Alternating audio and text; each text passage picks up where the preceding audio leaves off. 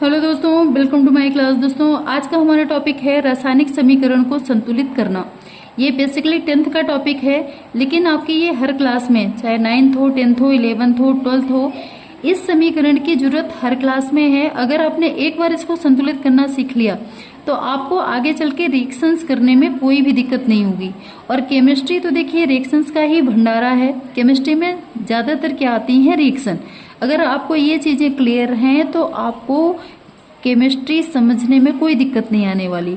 तो यहाँ पे हम देखते हैं, जैसे ये पहला आपका दिया है नाइट्रिक अम्ल HNO3 कैल्शियम हाइड्रोक्साइड। ये होता है आपका बुझा हुआ चूना।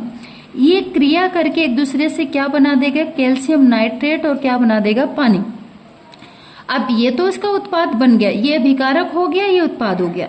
लेकिन यहाँ पे देखिए कि ये जो समीकरण दिया है ये बैलेंस है कि नहीं, इसमें जितने भी परमाणु या कंपाउंड हैं वो संतुलित हैं कि नहीं।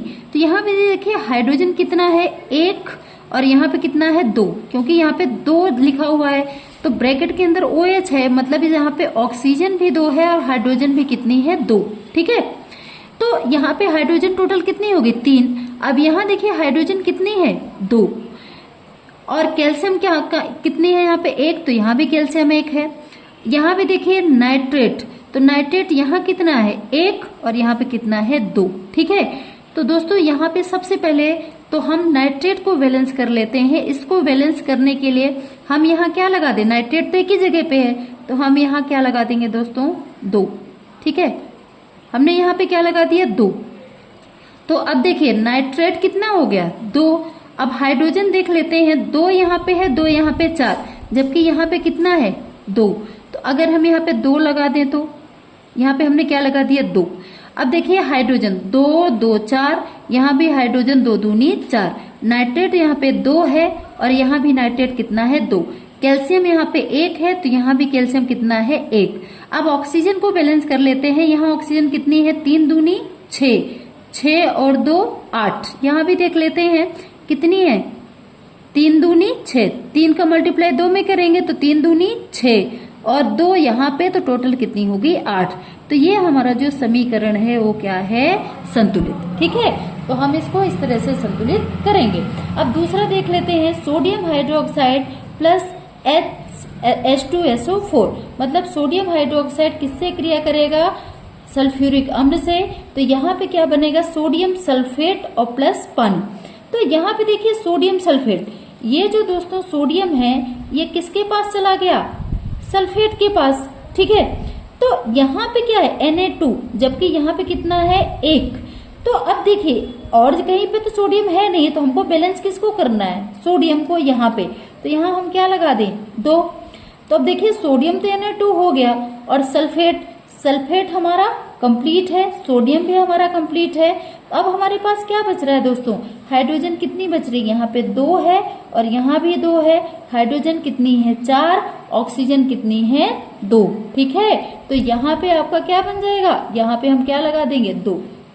ठीक है, तो ये क्या हो जाएगा, हाइड्रोजन हमारी 2 दूनी 4 हो गई और ऑक्सीजन कितनी हो गई, 2। तो ये समीकरण भी हमारा संतुलित हो गया। समझ में आ रही है बात।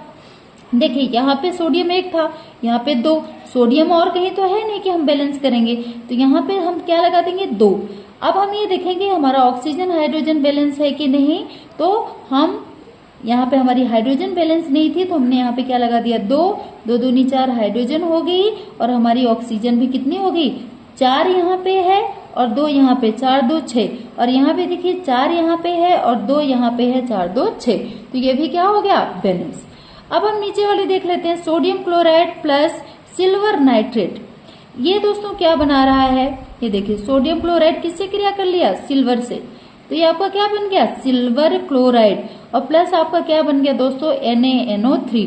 तो यहाँ भी देखिए AgCl और NaNO3, ये तो देखिए बराबर है। यहाँ पे सिल्वर 1 है, यहाँ भी 1 है, यहाँ पे Cl 1 है, यहाँ भी 1 है, यहाँ पे सोडियम 1 है, यहाँ भी 1 है, यहाँ पे नाइट्रेट 1 है, यहाँ भी 1 है। तो ये जो अभिक्रिया है ऑलरेडी क्या है, बैलेंस।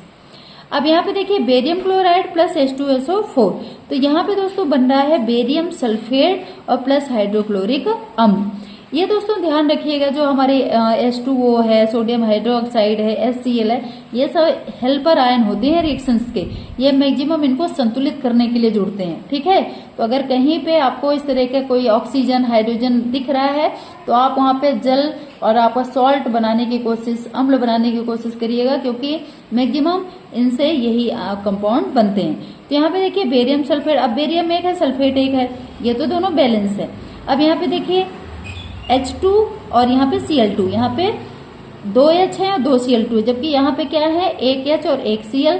तो यहाँ पे सिंपल सा क्या कर देना है, 2 लगा देना है। ठीक है, तो 2 लगा दिया तो हाइड्रोजन भी 2 हो गई और क्लोरीन भी कितनी हो गई, 2। ठीक है, तो अब ये जो हमारा पूरा समीकरण है दोस्तों, वो क्या है, बैलेंस्ड है। हम इसको आसानी से बैलेंस कर सकते हैं। ठीक है, अब हमें ये देखना है, देखो चाहे अभिकारक हो चाहे उत्पाद, संख्याएं हम किसी भी तरह जोड़ सकते हैं। ठीक है ना, 2, 3 जितने की भी जरूरत हो हम जोड़ के इनको बैलेंस कर सकते हैं। ठीक है, तो आई होप दोस्तों ये वीडियो आपको समझ में आई होगी। वीडियो अच्छा लगा हो तो वीडियो को लाइक, शेयर एंड चैनल को सब्सक्राइब करना ना भूलें। Thank you.